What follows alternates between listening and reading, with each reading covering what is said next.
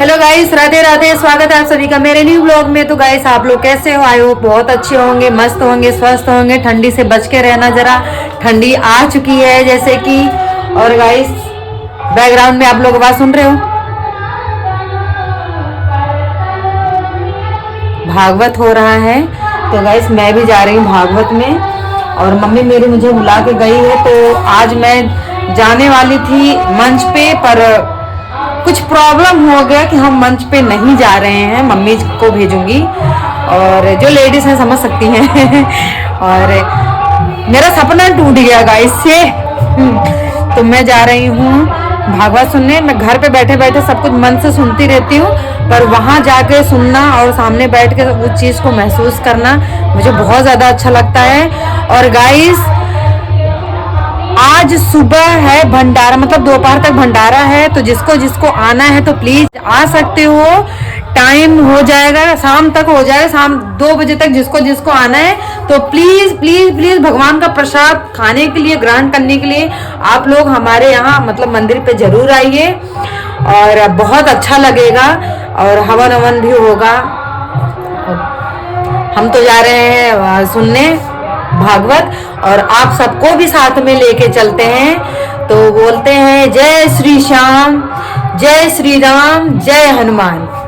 तो यहाँ पे हो रहा है भागवत, यहाँ पे खड़ी है। हाँ, हेलो बोलो, हेलो बोलो। तुम वीडियो में आओगे पिक्चर में। चलो, हाँ खलिए है या भगवत। गाइस, ये मेरी दीदी है।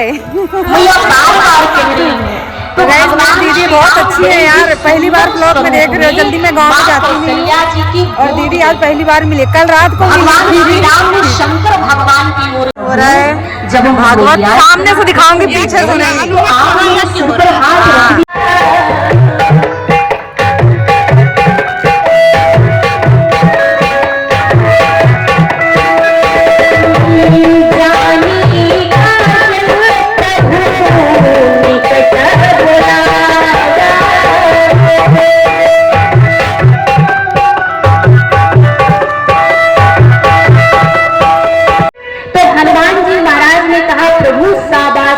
काम नहीं चलेगा, अब आप अपना दूसरा वादा पूरा करिए।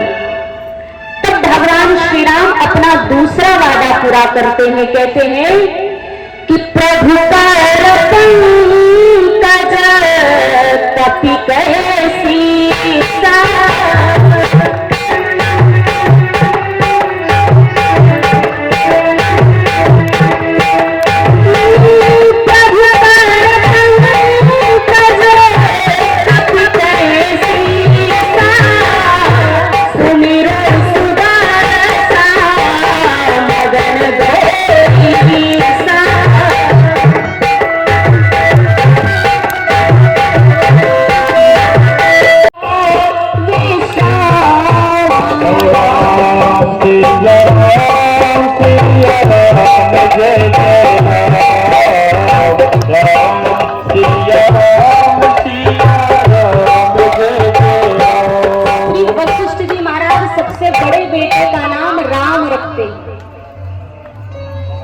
श्री दशरथ जी महाराज ने कहा कि गुरुदेव, क्या मैं जान सकता हूं कि राम का अर्थ क्या होता है? तो वशिष्ठ जी महाराज ने बताया, राजन, जो सब में भ्रमण करे वही श्री राम है। जो सबको सुख प्रदान करे, सबको आनंद प्रदान करे, वही श्री राम है। इसके बाद दूसरे बेटे का नाम भरत रखते। कहते हैं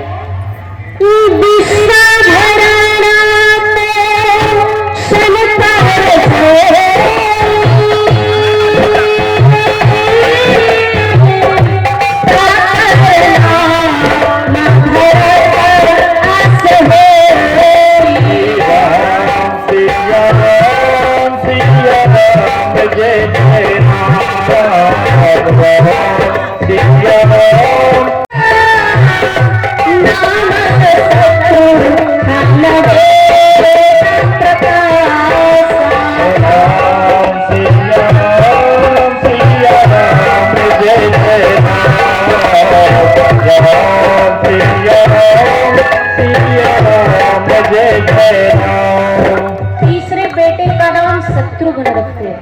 अब शत्रुघ्न का क्या अर्थ होता है? जो सभी शत्रुओं का विनाश करे। कौन से शत्रु?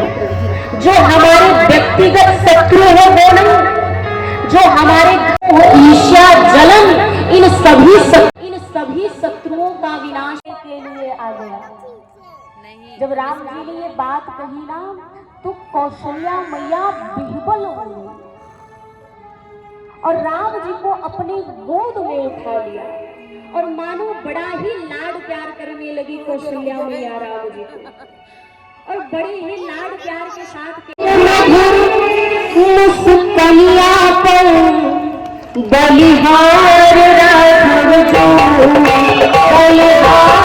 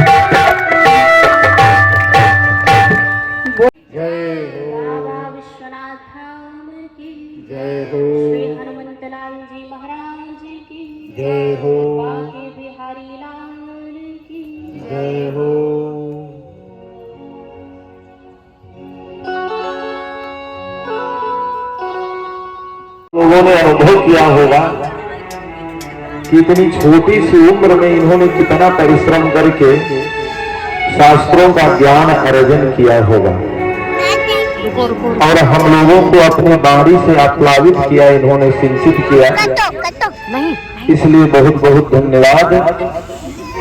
और भगवान के चरणों में मंगल कामना करते हैं कि सदैव इनके ऊपर इसी प्रकार कृपा बनाए रखें। और हमारे यहाँ जब जब कोई कार्यक्रम हो तब इसमें पधारने की कृपा बनाए रखें, यही से निवेदन करते रहें। बड़े भाई का निवेदन ही समझ लें। और तो एक प्रसन्नता है हम लोगों के बीच में मरियमा अरविंद सिंह जी की पुत्री विराजमान है।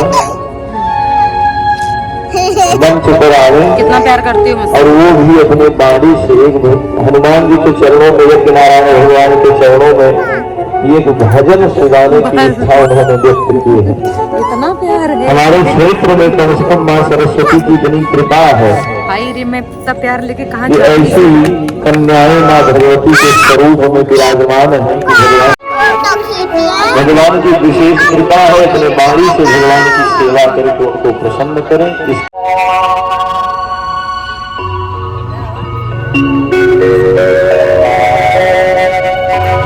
सबसे पहले आप सभी को मेरा जयशंकर प्रणाम, नमस्ते। मैं आप सबके सामने अब एक छोटा सा भजन प्रस्तुत करना चाहती हूँ। मुझे बहुत ही प्यारा लगता है भजन में, सबसे प्यारा। आप अपनी कृपा बनाए कि मुझसे कोई त्रुटि ना हो।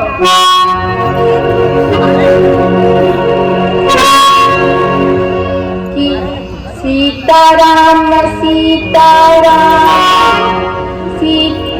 सीताराम कहिए, जाहि विधि राखिए जाहि विधि राखिए।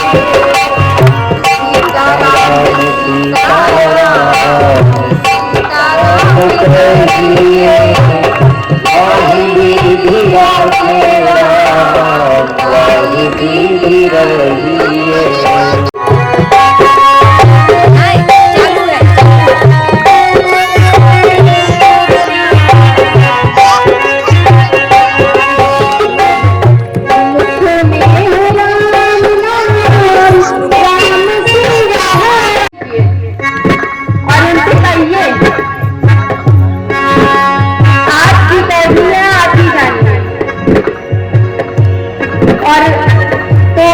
एक बार की बात है, जब द्रौपदी जी श्री कृष्ण से नाराज हो जाती हैं, कहती हैं कि आप भगवान हो, आप भाई हो, आपके रहते मेरे पति हार गए श्री राम, आप कैसे भगवान हो?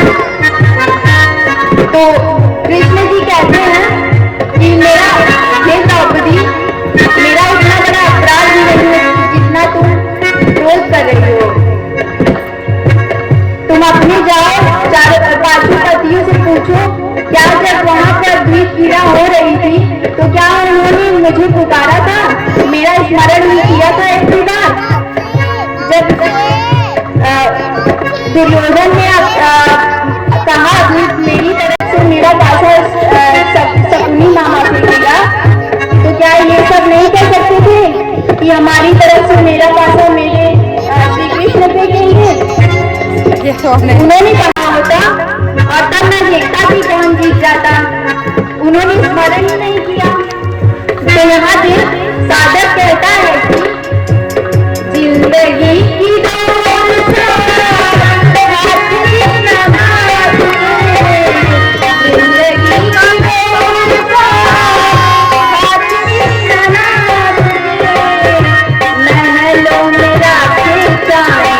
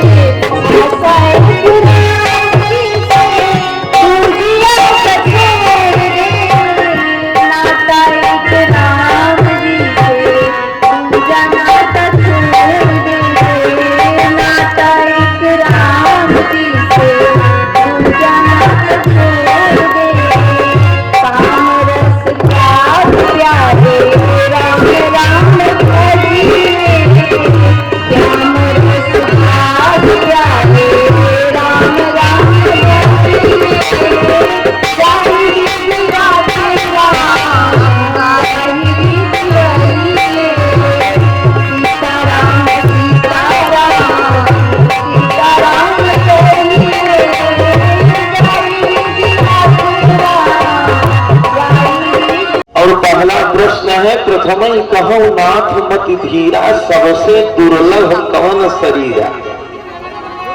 शरीर सबसे दुर्लभ कौन है? कागभूषुंड जी ने कहा सरकार नर समान नहीं कवनु देहि, मनुष्य के समान कोई देह नहीं है।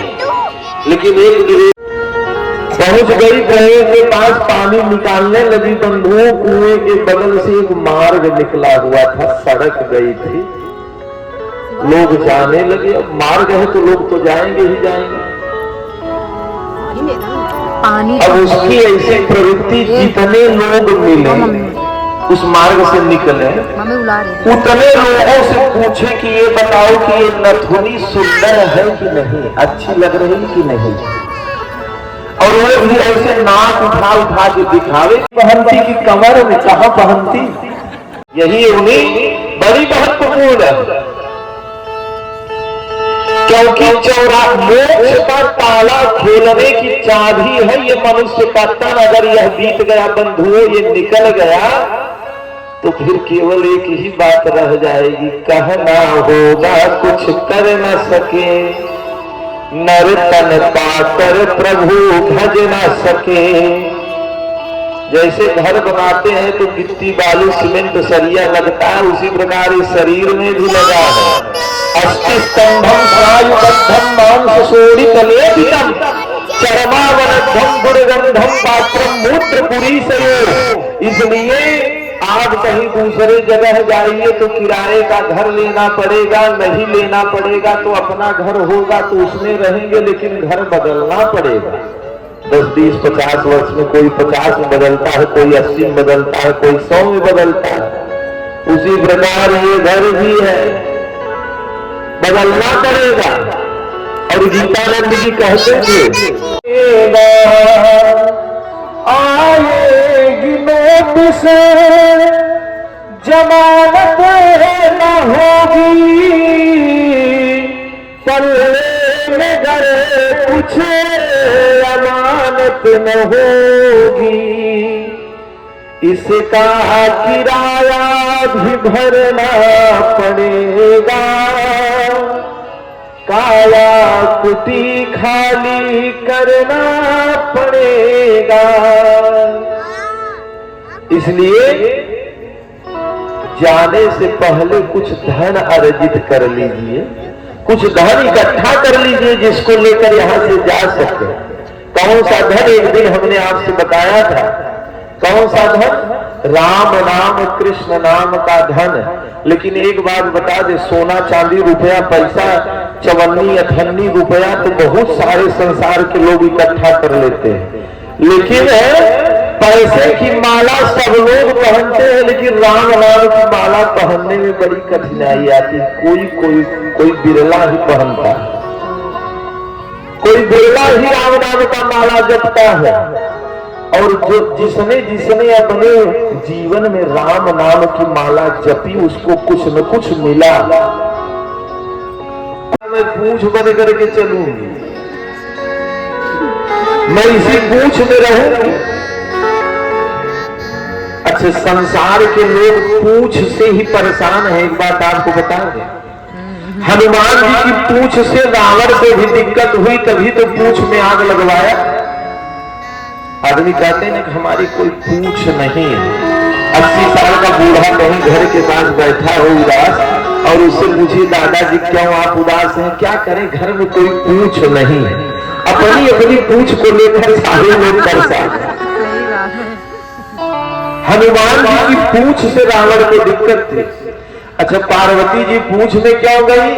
क्योंकि वास्तविक बात यह है कि पार्वती जी के कहने से ही लंका का निर्माण हुआ था। लंका का निर्माण हुआ था और लंका का गृह प्रवेश कराने रावण ही आया। रावण जैसा विद्वान उस समय धरती पर कोई नहीं था। भगवान शिव ने कहा कि ये बताइए आपको दक्षिणा क्या दे? रावण ने कहा कि आप भले गुरु हैं, लेकिन आज मैं आचार्य हूं, जो मैं मांगूंगा उसको देना पड़ेगा, नहीं तो कह दीजिए कि हम दक्षिणा नहीं देंगे। भगवान शिव ने कहा ऐसी बात नहीं है, जो आपकी इच्छा हो मांगिए। रावण ने कहा कोई दूसरी इच्छा नहीं, यही लंका दे दीजिए। अब लंका बनी किसके लिए थी? पार्वती जी के लिए। अब माँ भगवती, पार्वती और रावण में विवाद हो गया। माता भगवती ने कहा कि तुम मेरा स्थान लिए हो, मेरे घर में रहे हो, तुम्हें रहने नहीं दूंगी। इस बात सबको समझ लेना। इसीलिए पार्वती जी पूछ में आई। राम जी ने कहा कि बताओ, मैंने तो आग लगाने के लिए कहा नहीं था। हनुमान जी ने कहा सरकार मैंने आग लगाई भी नहीं। तो किसने आग लगाई? हनुमान जी ने कहा सुनिए किसने किसने आग लगाई। रावण की लंका में, रावण के पाप में, रावण के पाप में और सीता जी के संताप में। रावण का पाप और सीता का संताप और आपका प्रताप और मेरा बाप, ये चारों लोग मिल करके आग लगाए। क्योंकि हनुमान जी कौन है? पवन पुत्र है, चले मरुत 49। इन्हीं चारों लोगों ने आग लगाया, मैंने आग नहीं लगाई। और आपको बता दें, हनुमान जी ने राम जी से कहा कि सरकार मैं तो ये कह रहा हूं कि आग तो आपने लगाई, क्योंकि आग लगाने का काम आपका ही है, मेरा नहीं। राम जी ने कहा हनुमान तुम तो बहुत बड़ी बात बोल रहे हो, मैं तो गया भी नहीं। हनुमान जी ने कहा मैं जब जा रहा था तो गोस्वामी जी ने सुंदरकांड में लिखा है, बार बार रघुवीर संहारी तरक्यों पवन तनय बलधारी। बार बार रघुवीर समारी। हनुमान जी का मंदिर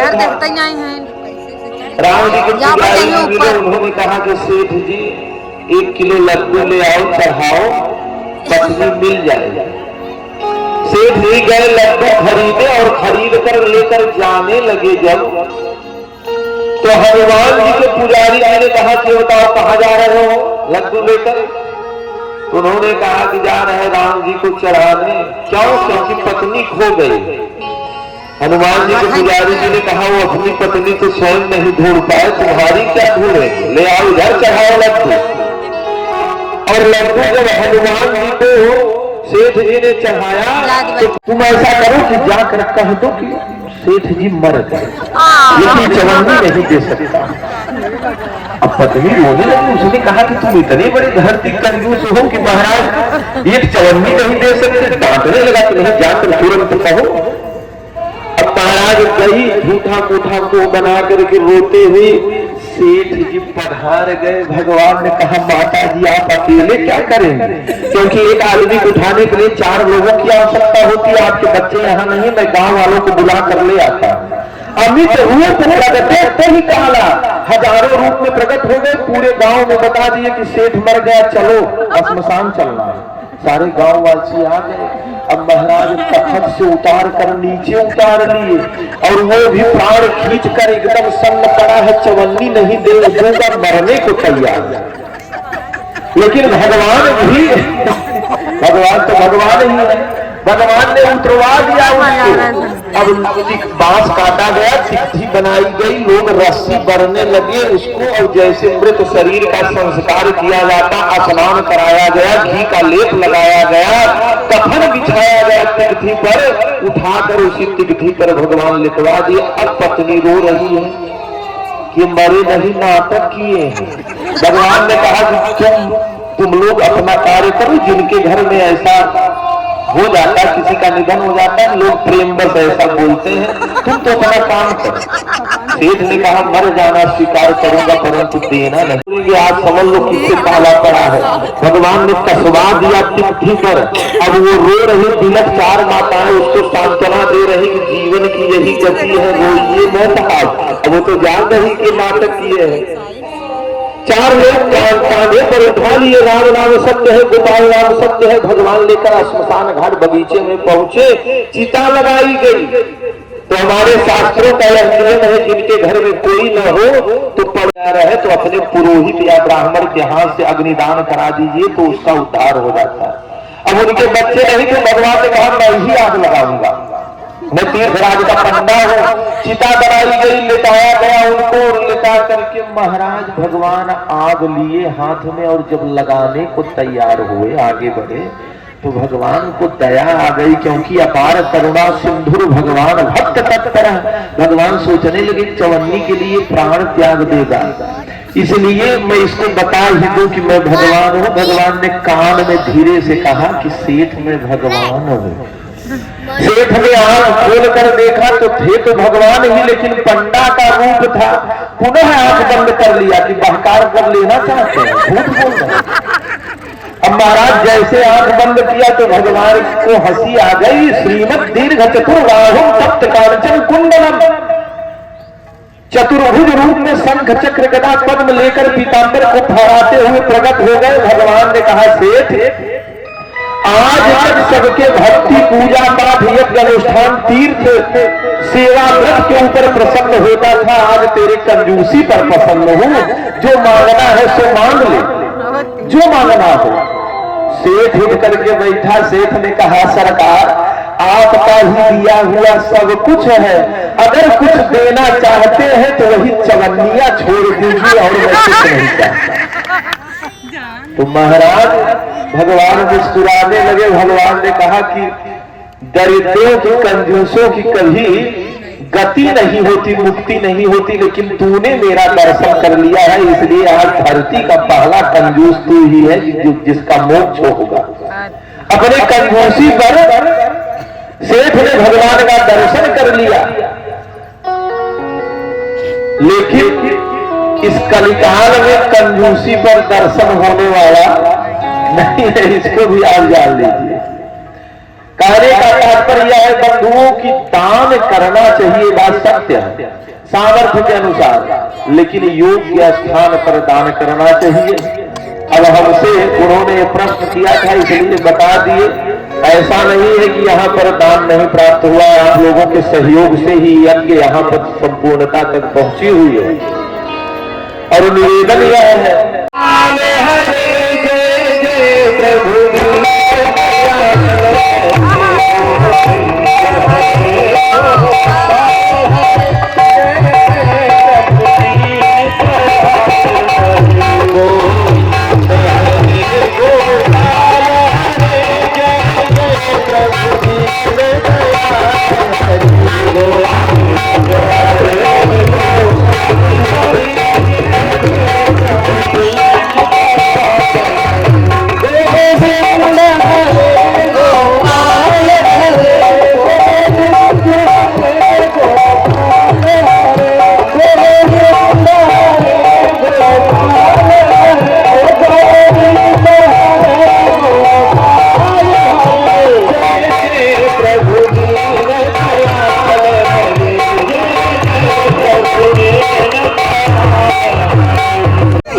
कैसे बनाई करके आरती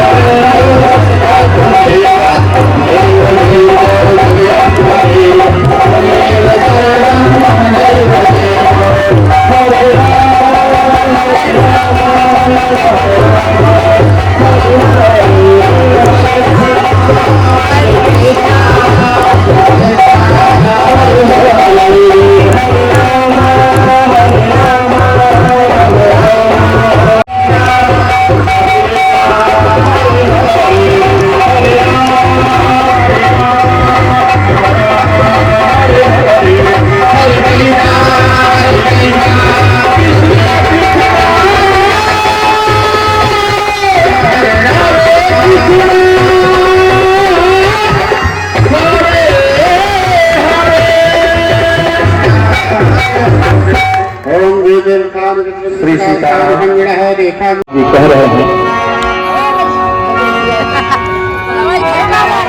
तुम हंसती हो बहुत। ये मोतियों की माला,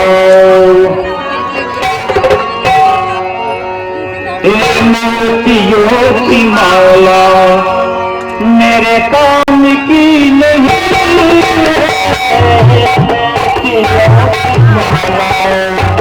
मेरे काम की नहीं है, मोतियों की माला मेरे काम की नहीं है। रतिलाल यादव जी ने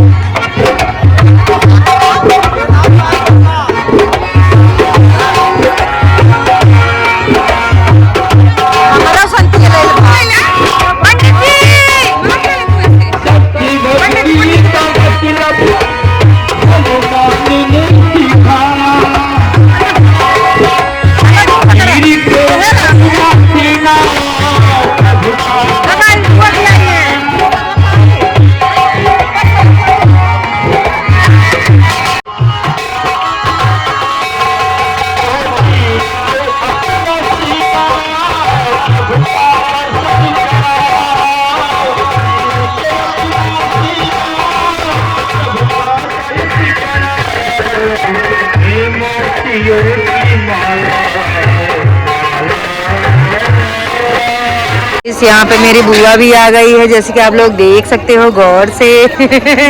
कब्बा घेरत रहे भैया लाल जायसवाल, बबलू प्रधान, शेरवान। तो गाइस आप लोगों को मेरी आवाज सुनाई दे रही है। यहाँ पे आरती होने के बाद सब यहाँ पे कर रहे हैं परिक्रम। पूजा जीती बलभर लपटियान है। तो गाइस आज मैं नहीं कर रही हूँ परिक्रम।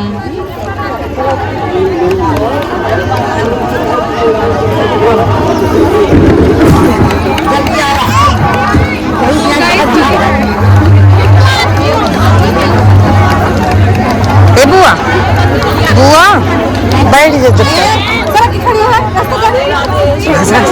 घास कर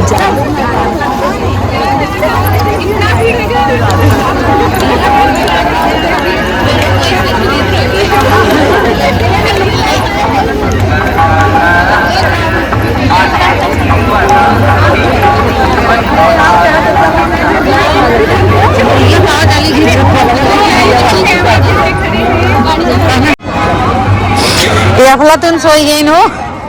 अरे बापा रे, हमसे जवान जवान बात बोलत रहे। मौसी आपको भूख लगी, आपको समझ में नहीं आ रहा है। उनके द्वारा 250 रुपए का सहयोग प्राप्त हुआ है इस यज्ञ में। भगवान उनका मंगल करे। लुढ़क गए।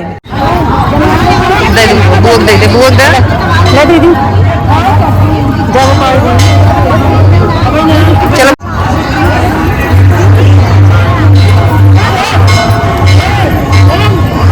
अंदर आवा। या बीच पन्नी लगे देखा जब पे लाल फूल रखा है, लाल फूल रखा है ना। हाँ वही का। और आज हमने अपने बुआ को बुला लिया दी, क्योंकि यहाँ 4 कोने में बड़ा कलश रखा हुआ, बाकी सब नहीं है। और भी बड़े बड़े कलश हैं। हाँ वही में रुई बा दिया नाप का।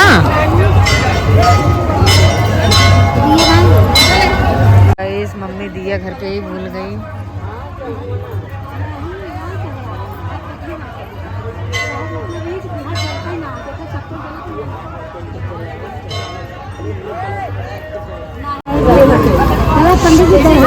हम तो आपके घर ब्राह्मण में ब्राह्मण से कुछ भी लो तो तुरंत। अरे क्या लेकिन हम लोग का घर बाहर है। क्या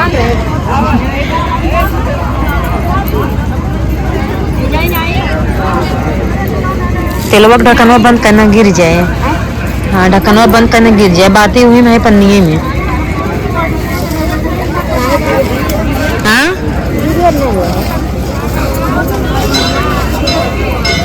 बातें बना पड़े।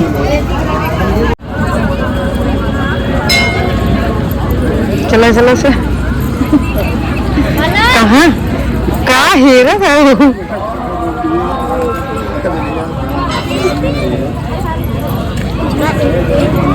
हाँ चला हाँ